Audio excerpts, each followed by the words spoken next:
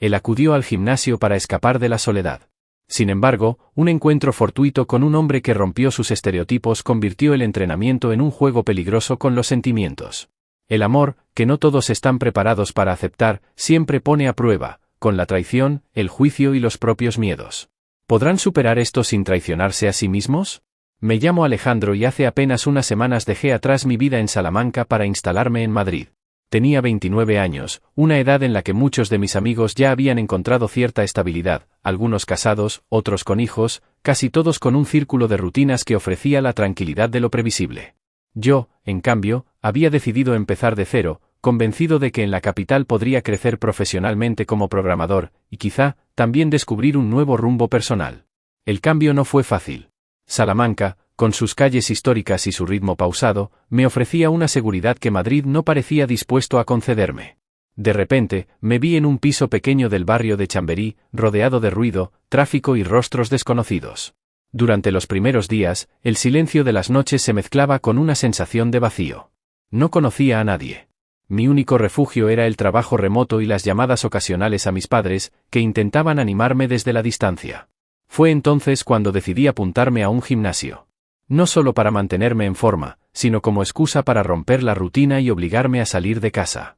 Siempre había pensado que el gimnasio era un lugar frío, lleno de máquinas impersonales y cuerpos obsesionados con los resultados, pero me dije que quizá allí podría encontrar un poco de orden en medio del caos.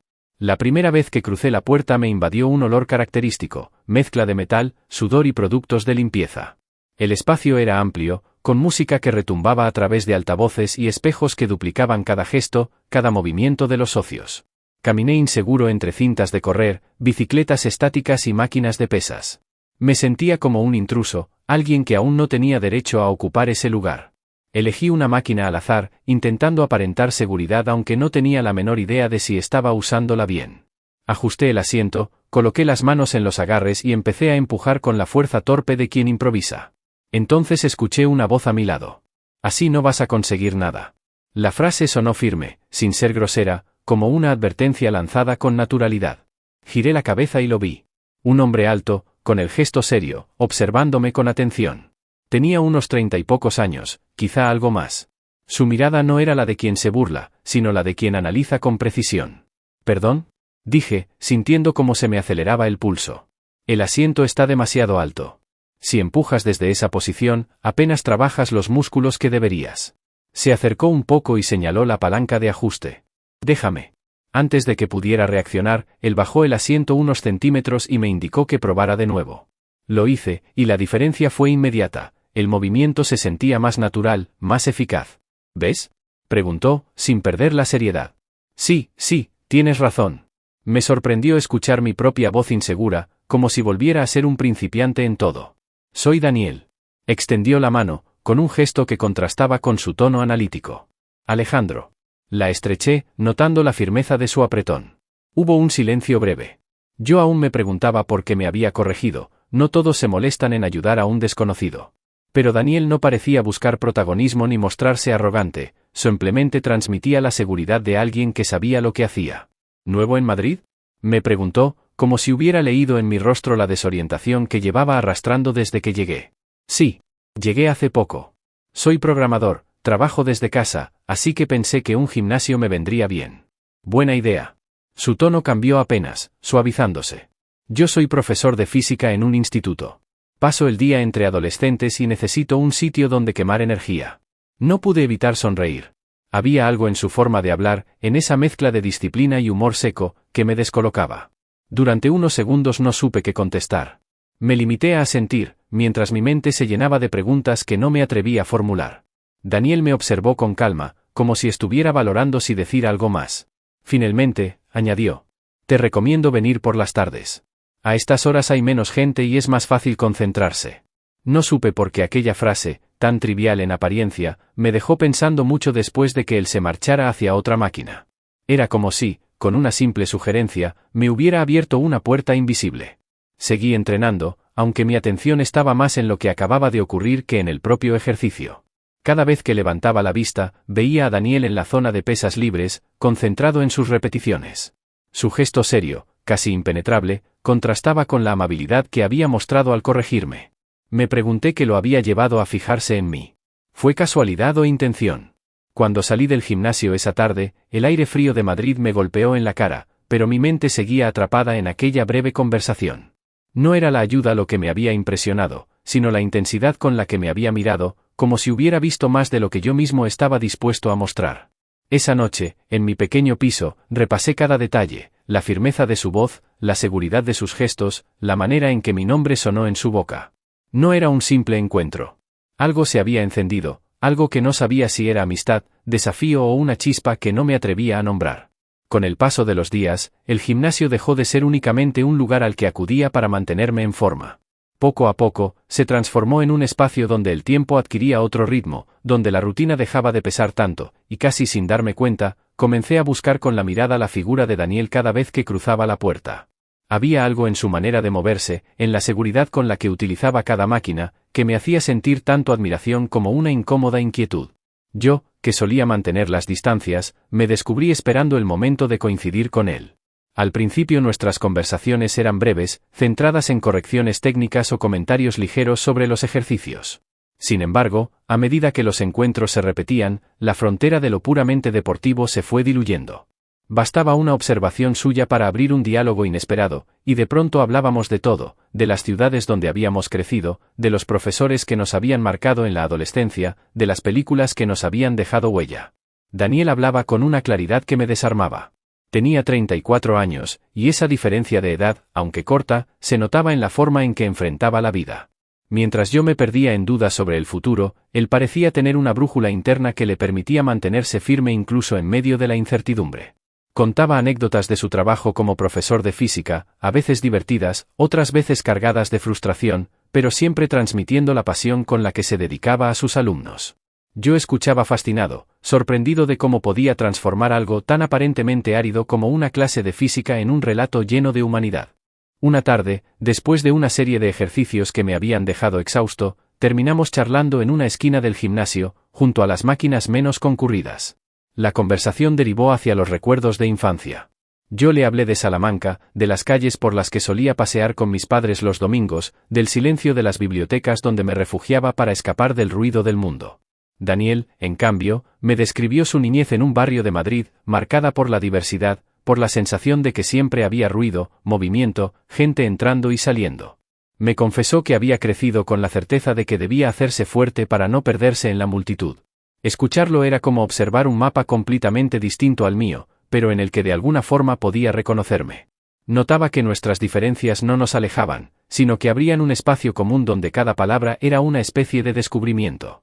Y sin embargo, junto con esa cercanía creciente, aparecía también una tensión que no podía ignorar. Una parte de mí se preguntaba si lo que estaba sintiendo era mutuo, si esa chispa que me hacía esperar nuestras conversaciones existía también en él. Con el tiempo, empecé a notar pequeños detalles.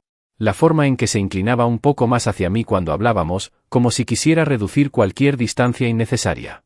O la manera en que recordaba comentarios que yo había hecho semanas antes, cosas aparentemente triviales que él rescataba en el momento preciso, como si hubiera estado prestando atención de un modo especial. No eran pruebas concluyentes, pero me dejaban pensando mucho más de lo que debería. Un día, al terminar la rutina de pesas, me animé a preguntarle qué lo motivaba a seguir viniendo al gimnasio con tanta constancia. Su respuesta me dejó desconcertado. «Es mi refugio», dijo, secándose el sudor con una toalla. «Aquí desconecto, aquí vuelvo a sentirme en control». La frase resonó en mí, porque describía exactamente lo que yo estaba empezando a experimentar también. Era como si los dos hubiéramos encontrado en aquel lugar un espacio compartido de escape, aunque hasta ese momento no lo hubiéramos reconocido en voz alta. La relación comenzó a trascender las paredes del gimnasio. No quedábamos fuera, todavía no, pero dentro de ese recinto se había creado una burbuja que parecía protegernos de todo lo demás.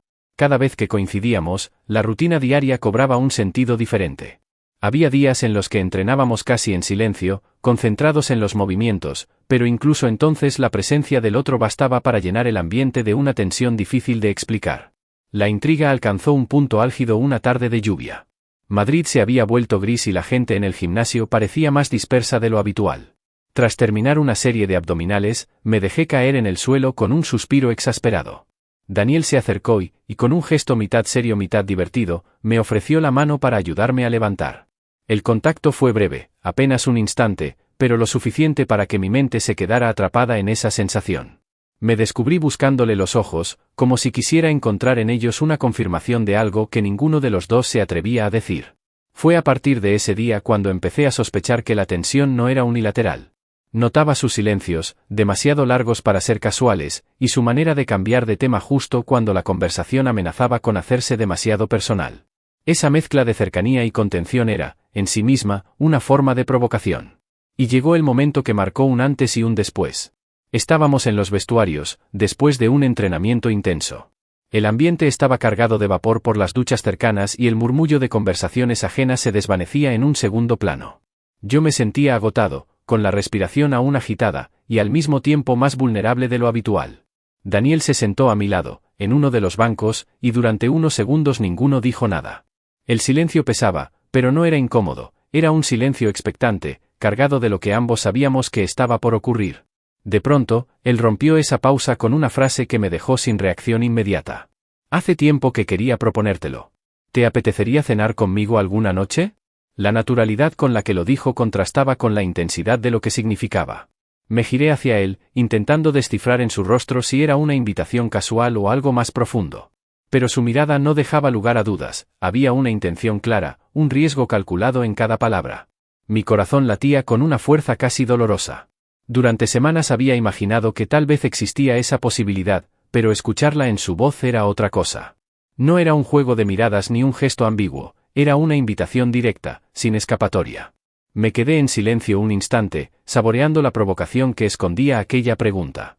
En ese momento, comprendí que nuestra relación había cruzado un umbral. Ya no éramos simplemente dos conocidos que compartían entrenamientos, había algo más, algo que exigía una respuesta. Durante semanas, después de aquella invitación a cenar, mi vida en Madrid empezó a tener un brillo diferente. Lo que antes era rutina, se convirtió en expectativa. Ir al gimnasio ya no era únicamente cuestión de salud o disciplina, era la excusa para verlo, para escucharle hablar de sus alumnos, para sentir que el tiempo se detenía cuando nuestras conversaciones se alargaban más de lo previsto. La cena fue solo el inicio de una dinámica nueva, nos escribíamos mensajes durante el día, compartíamos confidencias que yo jamás había confiado a nadie, y de algún modo, mi soledad en la ciudad comenzó a desvanecerse.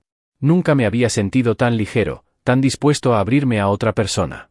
Y esa misma apertura, lo comprendí más tarde, fue también la raíz de la vulnerabilidad que me haría tambalear. Porque cuanto más confiaba en Daniel, más miedo me daba perderlo. Una tarde de viernes, después de una semana extenuante de trabajo, decidimos no entrenar. Daniel me dijo que tenía planes con unos amigos, que lo veríamos al día siguiente. No le di importancia, yo también necesitaba descansar, poner en orden algunas cosas en casa y avanzar con un proyecto que se me acumulaba. Sin embargo, aquella noche, al salir a despejarme, Madrid me tenía preparada una escena que se grabaría en mi memoria con la nitidez de una herida abierta. Caminaba sin rumbo fijo por las calles del centro, dejándome llevar por el bullicio de Gran Vía, cuando mis pasos me condujeron hacia una terraza concurrida. Fue allí, entre el rumor de las conversaciones y el tintinear de copas, donde lo vi. Daniel estaba sentado en una mesa, inclinado hacia adelante, hablando con otro hombre. La cercanía entre ellos era evidente, demasiado evidente para ser solo un intercambio inocente.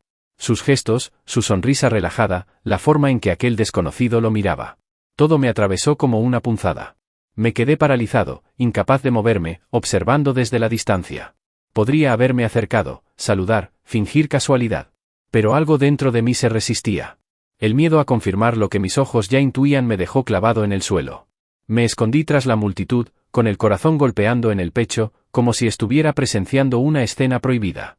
No era un gesto concreto lo que me destrozaba, sino la suma de pequeños detalles, la risa compartida, el leve roce de sus brazos al inclinarse, el brillo en la mirada de Daniel que yo creía reservado para mí. Sentí que el suelo desaparecía bajo mis pies. De inmediato, mi mente me llevó a lugares oscuros. Recordé las veces en que, años atrás, había confiado en alguien y esa confianza había terminado en burla o rechazo. Recordé los comentarios crueles de antiguos compañeros de universidad, las miradas cargadas de juicio de algunos familiares cuando sospechaban de mi orientación. Todo ese peso volvió de golpe, como si mi historia se repitiera una y otra vez, condenándome a tropezar siempre en el mismo punto. La rabia se mezclaba con la tristeza, y lo peor era que no sabía si tenía derecho a sentirme así. ¿Acaso habíamos puesto nombre a lo nuestro? ¿Acaso Daniel y yo habíamos trazado fronteras claras? Éramos algo más que amigos, sí, pero, ¿qué éramos exactamente? Esa ambigüedad, que hasta entonces me parecía una protección contra el compromiso, ahora se convertía en mi peor enemigo. Me alejé de la terraza sin que me viera, con el cuerpo rígido y los pensamientos enredados. Caminé durante horas, incapaz de volver a casa, como si las calles pudieran absorber mi confusión. Madrid, con su ruido y sus luces, me resultaba de repente insoportable. Yo que había comenzado a sentir la ciudad como un lugar propio, volvía a sentirme un extranjero perdido. Al llegar finalmente a mi piso, la soledad se hizo insoportable. No encendí la luz, me dejé caer en la cama con la ropa puesta y me quedé mirando al techo, repasando una y otra vez la escena. Intentaba encontrar explicaciones, excusas que suavizaran el golpe. Tal vez era un amigo cercano, tal vez no significaba nada. Pero en lo profundo, algo me decía que sí significaba. Y ese, tal vez, me destrozaba aún más que una certeza. Los días siguientes fueron un infierno silencioso. Fingí normalidad en nuestros mensajes, respondí con frases cortas, incapaz de confrontarlo de inmediato. La tensión crecía dentro de mí, por un lado, deseaba preguntarle directamente quién era ese hombre, por otro, temía escuchar una respuesta que confirmara mis sospechas. Me debatía entre la necesidad de proteger lo que habíamos construido y el impulso de arrancar la venda de golpe. Finalmente, la ocasión llegó sola. Estábamos en el gimnasio, después de un entrenamiento intenso, cuando Daniel notó mi distancia. «Estás raro últimamente», me dijo, mientras guardábamos las pesas.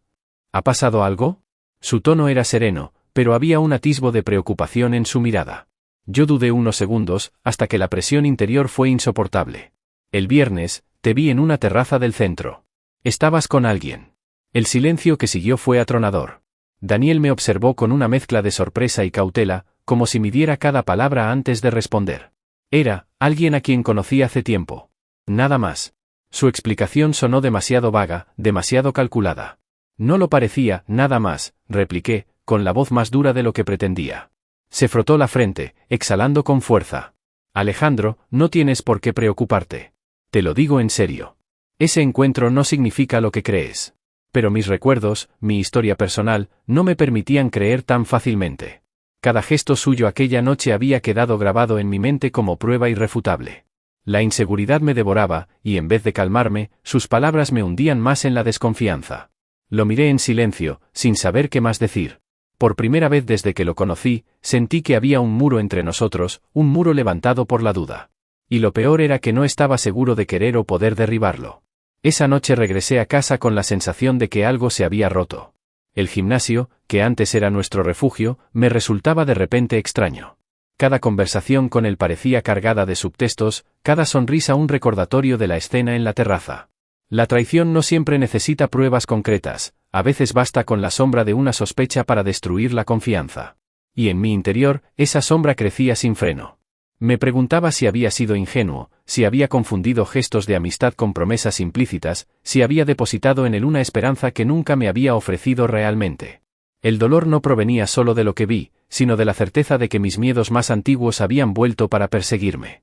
Me costaba dormir, me costaba concentrarme en el trabajo. Una parte de mí quería creerle, aferrarse a la posibilidad de que todo no hubiera sido más que un malentendido. Pero otra parte, más fuerte, me repetía que había vuelto a ser el mismo de siempre, el que confía demasiado, el que termina decepcionado. Y así, atrapado entre la duda y la desilusión, comprendí que lo que estaba en juego no era solo nuestra relación naciente, sino mi capacidad de volver a creer en alguien. Porque si Daniel realmente me había traicionado, no solo perdería a la persona que había empezado a significar tanto, sino también la fe en que mi historia pudiera ser diferente de las heridas del pasado. La conversación que había evitado durante días acabó llegando sin que pudiera prepararme. Después de aquella escena en la terraza, mi relación con Daniel había quedado suspendida en un terreno incómodo, como si camináramos sobre cristales que podían romperse en cualquier momento. Cada vez que lo veía, una parte de mí deseaba abrazarlo y confiar en él, pero otra parte, más oscura y desconfiada, me repetía que no debía bajar la guardia. Fue en una de esas tardes en el gimnasio cuando Daniel decidió enfrentarse a lo inevitable. Yo apenas hablaba, concentrado en las pesas como si fueran mi única salida. De repente, dejó caer la barra con un golpe seco, me miró fijamente y dijo: «Necesitamos aclarar esto». Me quedé quieto, con el corazón acelerado. No había escapatoria. El hombre que viste aquella noche, hizo una pausa, respiró hondo, era mi ex. Llevaba semanas insistiendo en que habláramos. No quiero nada con él, pero pensé que ignorarlo solo lo haría más persistente. Por eso acepté verlo. No pasó nada. Su voz era firme, pero también había en ella un rastro de vulnerabilidad que pocas veces le había escuchado. Me miraba como si su futuro dependiera de mi reacción. ¿Y por qué no me lo dijiste?, pregunté, intentando controlar el temblor de mi voz. Porque sabía cómo ibas a reaccionar, admitió, bajando la mirada un instante. Tenía miedo de perder lo que estamos construyendo. Aquellas palabras me golpearon. La sinceridad, lejos de calmarme, me descolocaba aún más. Quería creerle, pero el recuerdo de su cercanía con aquel hombre seguía siendo un veneno en mi memoria. La duda se había instalado demasiado hondo. Durante los días siguientes, la desconfianza fue creciendo. No porque Daniel me diera nuevos motivos, sino porque mis propios fantasmas volvían a la superficie. Recordaba todas las veces en que había sido cuestionado, todas las ocasiones en las que alguien me había hecho sentir que mis sentimientos no tenían valor. Y ahora, aunque Daniel intentara demostrarme su honestidad, mi mente insistía en recordarme que el mundo estaba lleno de trampas. La situación se complicó aún más cuando nuestras vidas empezaron a mezclarse con las de quienes nos rodeaban. Algunos amigos de Daniel me aceptaron con naturalidad, pero otros no ocultaban su incomodidad. Recibí miradas cargadas de juicio, comentarios velados disfrazados de bromas, silencios que pesaban más que cualquier palabra. Lo mismo ocurrió en mi entorno. Al contar a ciertos familiares que estaba saliendo con un hombre, la respuesta fue fría, distante, como si hubiera cruzado una línea invisible. Mi madre, desde Salamanca, me habló con cautela en una de nuestras llamadas. «Hijo, ¿estás seguro de que quieres complicarte la vida así? La gente no siempre entiende». Esa frase me dolió más de lo que esperaba. No porque no la hubiera anticipado, sino porque confirmaba lo que tantas veces había temido, que incluso las personas que me querían podían convertirse en un muro contra el que chocar. Daniel también lo sufría. Lo notaba en su gesto cansado cuando hablaba de ciertos compañeros de trabajo, en la manera en que evitaba contar en público detalles de su vida personal. Era como si los dos estuviéramos obligados a justificarnos constantemente, a demostrar que teníamos derecho a lo que sentíamos. Y ahí apareció la verdadera batalla. No se trataba solo de confiar en él, sino de confiar en nosotros frente a un mundo que parecía cuestionarnos a cada paso. Hubo noches en las que pensé en rendirme. Me decía a mí mismo que sería más fácil volver a la soledad, refugiarme en mi trabajo, dejar que todo esto quedara como un recuerdo. La idea de seguir luchando me resultaba agotadora. Pero entonces recordaba la manera en que Daniel me miraba cuando hablábamos de nuestros sueños, recordaba la calma que me daba su presencia en medio del ruido de Madrid, y comprendía que renunciar sería una forma de traicionarme a mí mismo. Un día, después de una comida tensa con unos amigos que habían lanzado un par de indirectas hirientes, exploté. ¿Te das cuenta de lo que significa todo esto?, le dije a Daniel, mientras caminábamos por la calle. No es solo lo que sentimos tú y yo. Es tener que enfrentarnos a un ejército de opiniones que ni hemos pedido ni necesitamos. Él me miró con seriedad, como si hubiera estado esperando ese estallido. Claro que lo sé, respondió. Lo vivo igual que tú. Pero la pregunta es, ¿lo que sentimos merece la pena luchar contra todo eso? Me detuve, sintiendo la provocación en su tono. No era un reproche, era un desafío. ¿Tenía yo el valor suficiente para apostar por nosotros, o seguiría dejándome dominar por el miedo? En ese momento, entendí que la verdadera lucha no estaba fuera, sino dentro de mí. Sí, habría miradas de juicio, comentarios maliciosos, incluso rechazo de quienes creía aliados. Pero si yo mismo no era capaz de sostener lo que sentía, nada de lo demás tendría sentido. Esa noche volví a casa con una decisión tomada: no iba a permitir que mis inseguridades ni el rechazo externo definieran mi historia. Aún dudaba, aún me dolía, pero era el momento de aprender a pelear por mí mismo. Desde entonces, empecé a responder de otro modo. Cuando algún familiar me lanzaba una frase cargada de desaprobación, contestaba con calma pero sin retroceder. Cuando un amigo trataba de bromear a mi costa, le dejaba claro que no aceptaría ese papel. Y lo más importante, cuando la sombra de la desconfianza regresaba, me recordaba que lo que había visto en aquella terraza no era suficiente para destruir lo que Daniel y yo estábamos creando, no si él estaba dispuesto a ser honesto conmigo. No fue fácil. Hubo discusiones, momentos de silencio incómodo, días en los que volvía a sentirme al borde del abismo. Pero poco a poco, la lucha se transformó en aprendizaje. Empecé a ver que la valentía no consistía en no tener miedo, sino en avanzar a pesar de él. Daniel también hizo su parte. Me demostró con hechos que estaba comprometido conmigo, rechazó las insinuaciones de su ex con claridad, habló abiertamente de nuestra relación frente a quienes intentaban cuestionarla, y sobre todo, se mantuvo a mi lado incluso en los días en que yo me encerraba en mi propio laberinto. Comprendí entonces que luchar por uno mismo no significaba pelear en soledad, sino permitir que alguien más luchara contigo. Y aunque el mundo siguiera mostrando sus prejuicios, yo ya no era el mismo que había llegado a Madrid sintiéndose extranjero en todas partes. Ahora tenía un motivo para plantar cara, para decir en voz alta que merecía la vida que estaba eligiendo. La batalla no había terminado. Quizá nunca terminaría. Pero, por primera vez, sentía que estaba preparado para darla. Nunca pensé que llegar a un final pudiera significar tanto.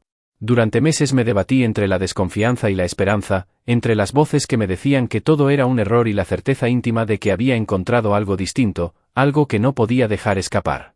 Y fue precisamente en ese punto de confusión, de desgaste, donde comprendí una verdad que me acompañará siempre: la derrota más grande no es que alguien te falle, sino renunciar a ti mismo antes de dar la batalla.